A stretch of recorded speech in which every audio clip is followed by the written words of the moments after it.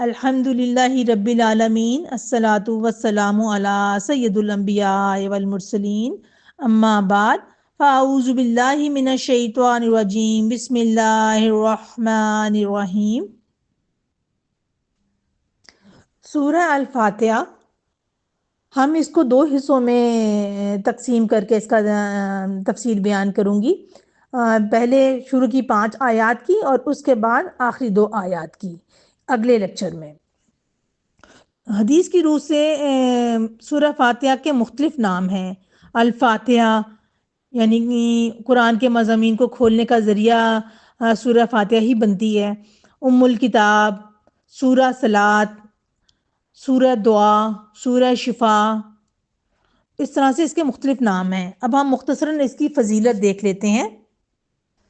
صحیح بخاری کی حدیث میں نبی کریم صلی اللہ علیہ وسلم نے فرمایا، الحمدللہ رب العالمین السبع المثانی والقرآن العظیم، یعنی سورہ فاتحہ بار بار پڑھی جانے والی عظیم آیات ہیں۔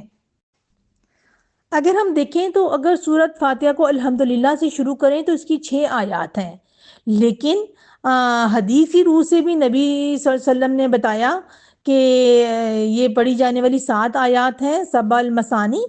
تو بسم اللہ الرحمن الرحیم کو شامل کر کے یہ 7 آیات بنتی ہیں، جس سے یہ واضح ہوتا ہے کہ بسم اللہ الرحمن الرحیم سورہ فاتحہ کا لازم و ملزوم حصہ ہے، اس کے بغیر سورہ فاتحہ نہیں پڑھی جائے گی۔ دراصل سورہ فاتحہ بسم اللہ الرحمن الرحیم سے ہی شروع ہوتی ہے، اور جمہور علماء کے نزدیک بسم اللہ سورہ فاتحہ کی ہی آیت ہے، اسی لیے ہم نماز میں تلاوت کا آغاز بھی بسم اللہ سے کرتے ہیں۔ بسم اللہ الرحمن الرحیم، ترجمہ: اللہ کے نام سے شروع کرتی ہوں جو نہایت مہربان بہت رحم کرنے والا ہے۔ بسم اللہ کا معنی اور پیغام کیا ہے کہ بسم اللہ کا مطلب ہے صرف لفظ پڑھنا نہیں بلکہ اعلان کرنا ہے، یا اللہ میں یہ کام اپنی طاقت سے نہیں بلکہ تیرے نام اور تیری مدد سے شروع کر رہی ہوں۔ یعنی بندہ اپنی عاجزی ظاہر کرتا ہے اور اللہ کی برکت طلب کرتا ہے۔ اسی لیے نبی کریم صلی اللہ علیہ وسلم نے ابو داود کی حدیث میں فرمایا، ہر وہ اہم کام جو بسم اللہ سے شروع نہ کیا جائے وہ بے برکت رہتا ہے۔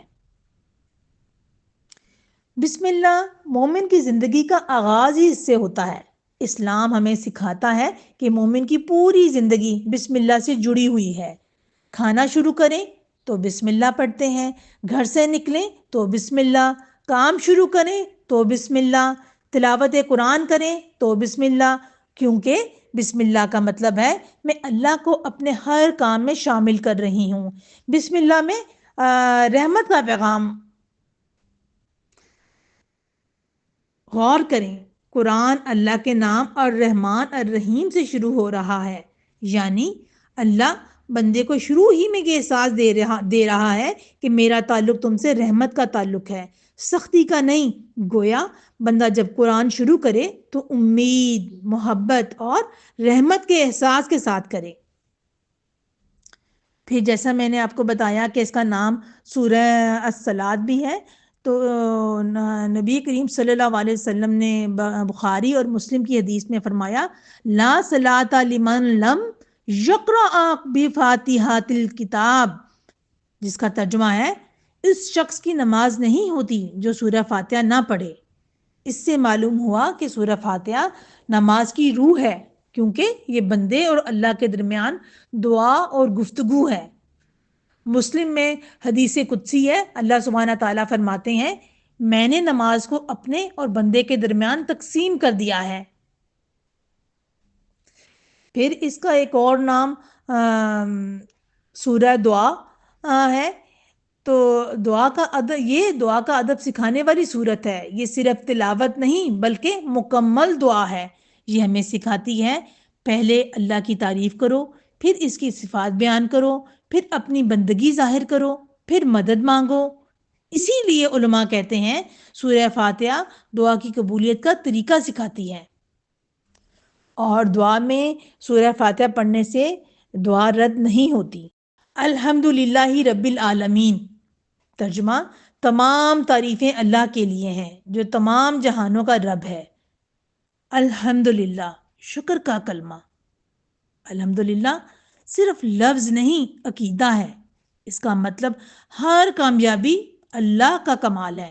ہماری زندگی میں ہم دیکھیں تو ہر کام کے کرنے کے بعد ہم اللہ کا شکر ادا کرتے ہیں۔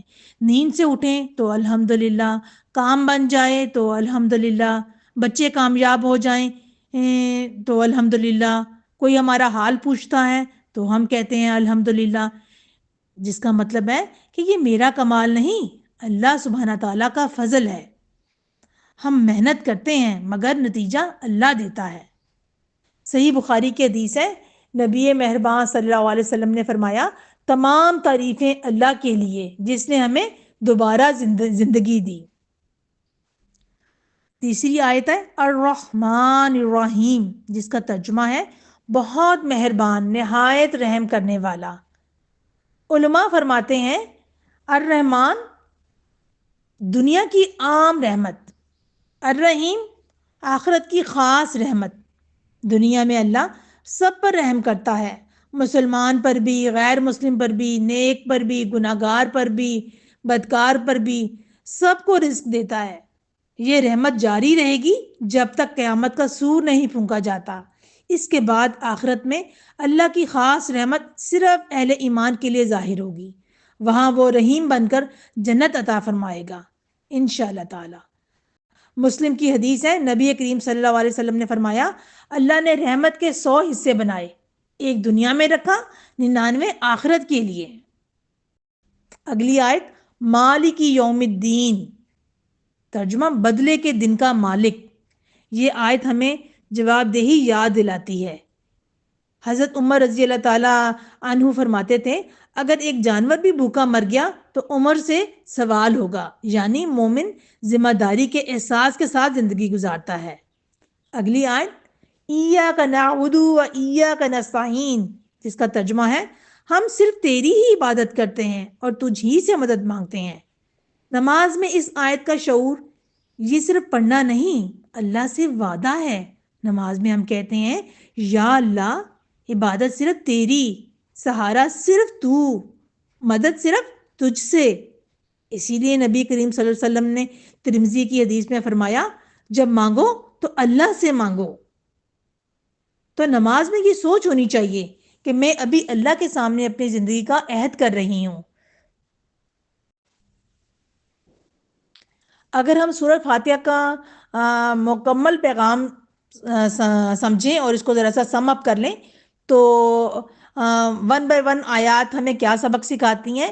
یہ آیات بندے کا سفر سکھاتی ہیں کہ سب سے پہلے شکر، الحمدللہ، پھر رحمت کی پہچان، پھر آخرت کی یاد، پھر بندگی کا وعدہ، اس کے بعد اللہ سے مدد۔ ہمیں اس سے کیا اصول ملتے ہیں کہ ہمیں عملی طور پر کیا کرنا چاہیے؟ ہر حال میں الحمدللہ کہنا، کامیابی کو اپنا کمال نہ سمجھنا بلکہ اللہ کی رحمت سے امید رکھنا، دعا سے پہلے اللہ کی حمد کرنا، سورہ فاتحہ کو یقین کے ساتھ پڑھنا، نماز میں ایاک نعبد کو وعدہ سمجھنا اور اس وعدے کو نبھانے کی بھرپور کوشش کرنا۔